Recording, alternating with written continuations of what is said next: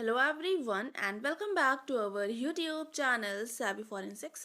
So friends, आज हम बात करने वाले हैं वही फोरेंसिक बैलिस्टिक्स का जो हम क्वेश्चन पेपर डिस्कस कर रहे थे उसके थर्ड पार्ट पर। तो जल्दी से स्टार्ट कर लेते हैं। बेसिकली इससे पहले 20 क्वेश्चंस को हम डिस्कस कर चुके हैं, उसी कॉन्टिन्यूएशन में 21 से लेकर के 30 तक के क्वेश्चंस को आज के इस वीडियो में डिस्कस करने वाले हैं। पहला क्वेश्चन आपके सामने जहाँ पर पूछा गया है, GSR on hands can be detected by. तो जीएसआर जो होता है हैंड्स के ऊपर, उसको कैसे डिटेक्ट करते हैं? तो उसको डिटेक्ट करने का मेथड होता है आपका dermal nitrate test. So basically GSR क्या है? जीएसआर आपका गन शॉट रेसिड्यूज होते हैं जिसमें जो आपका नाइट्रेट सब्सटेंसेस होते हैं उनको हम बेसिकली डिटेक्ट करते हैं। तो उसके लिए आपका मेथड होता है डर्मल नाइट्रेट टेस्ट। अब इसमें होता क्या है, it is a method use to detect the presence of gunpowder residues on the hands of a suspected person of firing a gun. The test is performed by covering suspect's hand with a layer of paraffin, which after cooling could be broken off and is treated with an acid solution of diphenylamine. And जो positive result होता है उसमें जो wax होता है उसके blue colour के flex आपको देखने को मिलते हैं। तो यहाँ पर हुआ क्या, जो भी जिसके भी हैंड्स पर गन पाउडर रेसिड्यूज जीएसआर होने के चांसेस थे, उसके हैंड्स के ऊपर एक पैराफिन की लेयर लगाई। ठंडी होने के बाद में जब वो ब्रोकन ऑफ हो जाएगी, फिर उस लेयर को हम ट्रीट करेंगे डाइफिनाइल एमीन सॉल्यूशन से। ये एक एसिडिक सॉल्यूशन होता है, इससे ट्रीट करेंगे।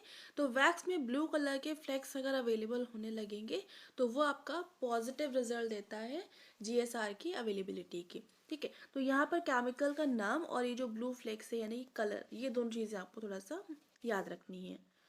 अभी आगे चलते हैं और यहाँ पर आपके सामने next question, FG, FFG and FFFG is use to describe.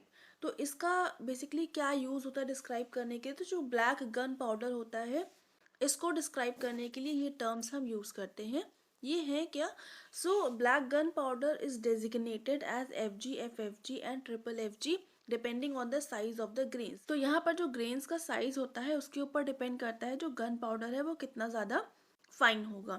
उसके अलावा जो F जो है वो जितना ज़्यादा होगा, जितना ज़्यादा F का नंबर होगा उतना ही ज़्यादा आपका ग्रेन्स थिन होंगे एंड उनकी बर्निंग जो होगी उतनी ज़्यादा वो फास्टर होगी। ठीक है, तो ये हो गया।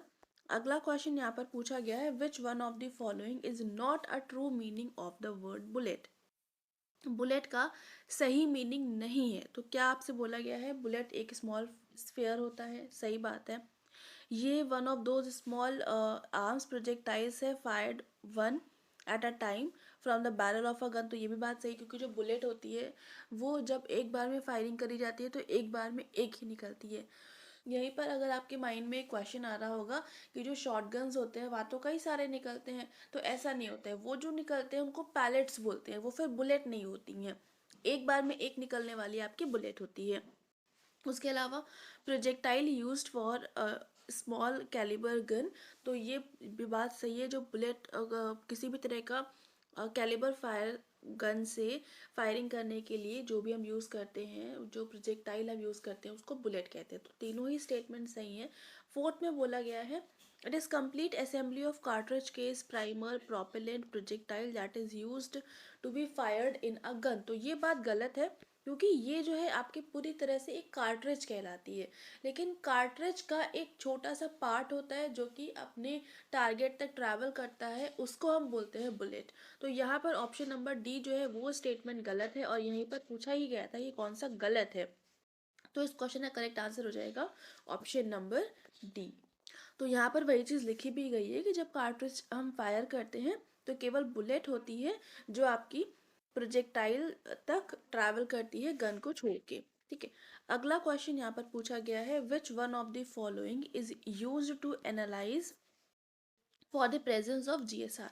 जीएसआर की प्रेजेंस के लिए इनमें से हम क्या यूज़ करते हैं? तो करेक्ट आंसर हो जाएगा आपका SEM। SEM जिसका कि EDX के साथ में कपल करके हम इसको यूज़ करते हैं। तो करेक्ट आंसर है ऑप्शन नंबर सी।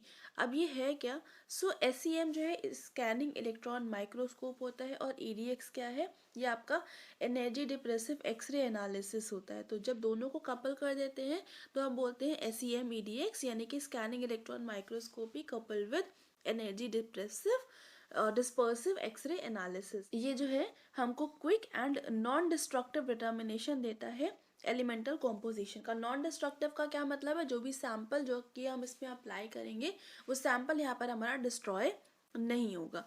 एंड ये एक तरह की स्पेक्ट्रल टेक्निक है providing visual identification of mineral particles of powder residue after firing from the primer. Primer से फायरिंग करने के बाद में जो मिनरल पार्टिकल्स बचते हैं उनका यहाँ पर एग्जामिनेशन हम करते हैं। अगला यहाँ पर क्वेश्चन है, which of the following are individualising characteristics of spent cartridge case and projectiles found at the scene of a shooting incident have the potential to establish the identity of firearm involved। तो यहाँ पर बोला अगर कोई भी spent cartridge case है, spent cartridge case का मतलब ऐसी कार्ट्रिज जिसकी फायरिंग हो चुकी है और वहाँ पर सिर्फ कार्ट्रिज केस बचा हुआ है, जो प्रोजेक्टाइल है वो अपने टारगेट तक पहुँच चुका है। तो उसको आइडेंटिफाई करने के लिए कौन कौन से हम कैरेक्टरिस्टिक फीचर्स यूज़ करें। तो यहाँ पर सबसे पहले बोला गया है calibre of the spent cartridge case. Spent cartridge case के कैलिबर से उतना ज़्यादा तो हमको नहीं पता चलेगा, लेकिन थोड़ा बहुत आइडिया लग जाएगा, तो अभी उतना एग्जैक्ट नहीं लग रहा है। अगला पढ़ते हैं, pattern of minute parallel striations that make up the mark made by a particular rifling land on bullet recovered from the scene. तो ये बात आपकी सही है, क्योंकि जो पैरेलल स्ट्रिएशंस बनेंगे आपकी राइफलिंग की वजह से वो सबके डिफरेंट होते हैं, यूनिक होते हैं। तो ये हमको कुछ कहीं ना कहीं तक पर्टिकुलर फायर आर्म की आइडेंटिटी तक हमको बचाने में हेल्प करेगा। फिर भी आगे देख लेते हैं एक बार, जो एग्जैक्ट रिलेटिव पोजीशंस होती हैं एक्सट्रैक्टर एंड इजेक्टर मार्क्स की on the spent cartridge case, तो ये बात भी सही है आपकी।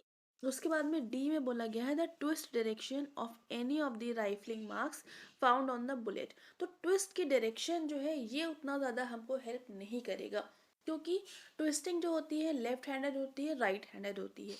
तो अब ये जो राइफलिंग है आपकी, ये आपकी पर्टिकुलर फायर आर्म को नहीं बताएगा, बट ये जो फायर आर्म है उसी कैटेगरी को बता सकता है कि ये आपका कौन से तरह का स्मूथ बोर है या फिर राइफल्ड फायर आर्म है। तो यहाँ पर पूछा गया है कि हमको फायर आर्म कौन सा इन्वॉल्व था उसकी आइडेंटिटी पता करने के लिए, तो ऑप्शन नंबर डी तो हेल्प करेगा नहीं, तो इसको हम वैसे ही एलिमिनेट कर देते हैं। उसके बाद में यहाँ पर बोला गया है calibre of spent cartridge case. तो कैलिबर जो रहता है वो भी काफ़ी सारे फायर आर्म्स के सेम हो सकते हैं, तो उससे भी हमको उतना ज़्यादा एग्जैक्ट आइडेंटिटी मिलेगी नहीं। तो इस वजह से ऑप्शन नंबर ए को भी हम एलिमिनेट कर देते हैं। बचे सिर्फ दो ऑप्शन जहाँ पर पूछा गया है। बी में बोला है जो पैटर्न है माइन्यूट पैरेलल स्ट्रिएशंस का, जो कि आपके बने हुए हैं राइफलिंग की वजह से, राइफलिंग लैंड की वजह से बुलेट के ऊपर। और सी में बोला गया है एग्जैक्ट रिलेटिव पोजीशंस है एक्सट्रैक्टर और इजेक्टर मार्क्स की स्पेंट कार्ट्रिज केस के ऊपर। तो यहाँ पर जो माइन्यूट पैरेलल स्ट्रिएशंस होते हैं ये इंडिविजुअल आइडेंटिटी देते हैं किसी भी फायर आर्म की। क्यों? क्योंकि ये जो है आपके बेसिकली कह सकते हैं जब फायर आर्म की मेकिंग करी जा रही होती है, बनाया जा रहा होता है, तो उस टाइम पर अपने आप से कभी ना कभी ये डेवलप हो जाता है, या फिर जो कंटिन्यूअस यूज़ हो रहा होता है उस वजह से ये डेवलप होते हैं। तो ये जो होते हैं आपके फायर आर्म के इंडिविजुअल कैरेक्टरिस्टिक फीचर्स बन जाते हैं। तो करेक्ट आंसर हो जाएगा इसका ऑप्शन नंबर बी। ठीक है, तो वही सारी चीज़ जो मैंने समझाया वो यहाँ पर लिखा भी हुआ है। अगला क्वेश्चन यहाँ पर है, which of the following are class characteristics of spent cartridge case and projectiles found at the scene of a shooting incident help to establish the probable type and make and in some cases the model of the gun involved। तो class characteristic में वो सारे ही तरह के features आएंगे जो कि आपके एक तरह के फायर आर्म में देखे जा सकते हैं। अब यहाँ पर इंडिविजुअल आइडेंटिटी की बात हो नहीं रही है, तो इसलिए यहाँ पर हम सिर्फ क्लास कैरेक्टरिस्टिक्स को देखेंगे। जैसे कि ए में बोला गया है calibre of spent cartridge case, तो ये आपका सही हो जाएगा। ये एक तरह का क्लास को बता देगा कि ये आपका शॉटगन है कि आपका राइफल्ड वाला है। ठीक है, नेक्स्ट में बोला गया है exact relative position of extractor and ejector marks, तो ये भी आपके क्लास को बता देंगे कि किस तरह के, जैसे कि आपका राइफल है या शॉटगन है जो भी है, तो उसमें भी पर्टिकुलर किस टाइप का फायर आर्म है। उसके बाद में जो ट्विस्ट डायरेक्शन है राइफलिंग की, तो वो भी आपका हेल्प करता है। तो यहाँ पर option number A B C तीनों ही सही, तो करेक्ट आंसर हो जाएगा option number D, all of the above. ये तीनों ही आपके क्लास कैरेक्टरिस्टिक्स यानी कि मेक, मॉडल, प्रोबेबल टाइप, ये सारा कुछ आपका आइडेंटिफाई करने में हेल्प करेंगे। ठीक है, नेक्स्ट क्वेश्चन है आपका क्वेश्चन नंबर 7। यहाँ पर बोला गया है among both single barrel and double barrel shotguns 12 bore firearms are the most common, the designation 12 bore means। तो यहाँ पर जितने भी अगर हम बात करें शॉटगन्स की या फिर राइफल फायर आर्म्स की, तो उसमें 12 बोर का फायर आर्म जो रहता है, बेसिकली जो 12 बोर फायर आर्म होता है ये काफ़ी कॉमन होता है। तो 12 बोर का क्या मतलब होता है वही आपसे पूछा गया है। तो ऑप्शन में है 12 spheres of solid lead each with diameter equal to the internal diameter of the guns barrel weigh 1 pound। Second में बोला गया है 12 spheres of solid lead each with a diameter equal to the internal diameter of the guns barrel weigh 1 kilogram. तो ये बात बिल्कुल गलत है क्योंकि 1 kg का कोई सेंस नहीं बनता यहाँ पर। उसके बाद में सी में बोला गया है internal diameter of the gun barrel is 1.2 inches और डी में कहा गया है 12 mm। तो ये सारे ही स्टेटमेंट आपके गलत है, क्योंकि अगर हम बात करें सिंगल बैरल या फिर डबल बैरल शॉर्ट गन्स की, तो उसमें होता क्या है 12 स्फीयर्स का मतलब होता है जो आपकी 12 बोर का फायर आर्म होता है, उसका मतलब होता है इसमें 12 स्फीयर्स यूज करे जा रहे हैं जिनका वेट 1 पाउंड के इक्वल होगा और सबका जो डायमीटर होता है वो इंटरनल डायमीटर के इक्वल होता है। ठीक है, तो करेक्ट आंसर हो जाएगा आपका ऑप्शन नंबर ए। ठीक है, अब यहाँ पर क्वेश्चन नंबर 8 की अगर हम बात करें, यहाँ पर बोला गया है current effort at identifying a shooter at a crime scene are centred on the. तो करेंट एफर्ट क्या होता है किसी भी शूटर को आइडेंटिफाई करने के लिए क्राइम सीन पर। तो यहाँ पर तुरंत तुरंत आप क्राइम सीन पर क्या एग्जामिन कर सकते हो, तो अपर बॉडी और शूटर के आर्म का इसमें कोई सेंस नहीं है। विक्टिम्स की क्लॉथिंग का हम करते हैं लेकिन वो सब बाद की काम होता है, तो इसको भी हम एलिमिनेट कर देंगे।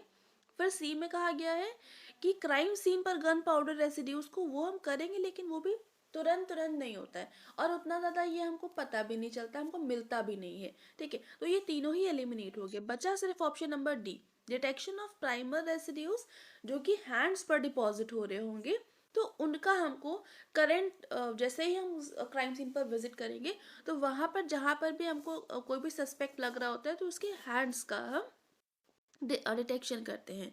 ठीक है, तो करेक्ट आंसर है इसका option number D. Next question है, यहाँ पर पूछा गया है the mechanism in a fire arm by which a cartridge of a fired case is withdrawn from the chamber is called. तो कार्ट्रिज केस को अगर हमको फायर्ड कार्ट्रिज केस को जो एम्प्टी कार्ट्रिज होती है उसको अगर हमको विड्रॉ करना है चैम्बर से, तो उसके लिए जो आपका इजेक्टर हो सॉरी जो एक्सट्रैक्टर होता है इसका हम एक्सट्रैक्टर पिंस का यूज़ करते हैं। ठीक है, अब यहाँ पर एक्सट्रैक्टर, इजेक्टर, इवैक्यूएटर क्या होता है ये सब कुछ लिखा हुआ है। जैसे कि जो आपका एक्सट्रैक्टर है ये कार्ट्रिज केस को बाहर निकालता है, फिर इजेक्टर जो होता है वो फायर आर्म से एक्सपेल करता है कार्ट्रिज केस को, फिर जो इवैक्यूएटर होता है ये जितनी भी रिपेलेंट गैसेस होती हैं बैरल के अंदर उनको सबको एक्सपेल आउट करता है। तो ये सबकी मीनिंग यहाँ पर लिखी हुई है, एक बार आप इसको रीड कर लीजिएगा। नेक्स्ट और हमारा क्वेश्चन नंबर 30 क्वेश्चन पेपर का, जहाँ पर पूछा गया है relative to the rifle firearm shotguns have. अगर हम शॉटगन्स को राइफल फायर आर्म्स के से कंपेयर करते हैं तो शॉटगन्स में क्या होता है equal number of grooves and lands, नहीं ये नहीं होता है शॉटगन्स में। More lands than groove markings, ये भी नहीं होता क्योंकि राइफलिंग अवेलेबल नहीं होती शॉटगन्स में। फिर कहा है no characteristic marking since the barrel is smooth. तो ये बात सही है क्योंकि जो शॉटगन्स होती हैं उनकी जो इंटरनल बैरल होती है वो स्मूथ होती है, तो इस वजह से जो पैलेट्स होती हैं उसमें कोई भी तरह की कैरेक्टरिस्टिक मार्किंग्स देखने को नहीं मिलेगी। फोर्थ में कहा है नो ग्रूव्स मोर ग्रूव्स, तो ये भी गलत है स्टेटमेंट, तो करेक्ट आंसर हो जाएगा ऑप्शन नंबर सी। सो यहाँ पर उम्मीद करती हूँ आपको सारे ही 10 क्वेश्चन समझ में आ गए होंगे। कोई डाउट है, कोई क्वेरी है आप लोग पूछ सकते हो। ये सारे प्लेटफॉर्म है जहाँ पर आप हमसे कनेक्ट कर सकते हैं। बाकी वीडियो पसंद आ रहा है तो लाइक ज़रूर से कर देंगे, अपने फ्रेंड्स के साथ में शेयर कर दीजिएगा ताकि उन तक भी ये वीडियो पहुँच सके। चैनल पर पहली बार आ रहे हैं तो सब्सक्राइब ज़रूर से कर लेंगे, बेल आइकन प्रेस कर लेंगे for daily updates. And thank you so much for joining me here.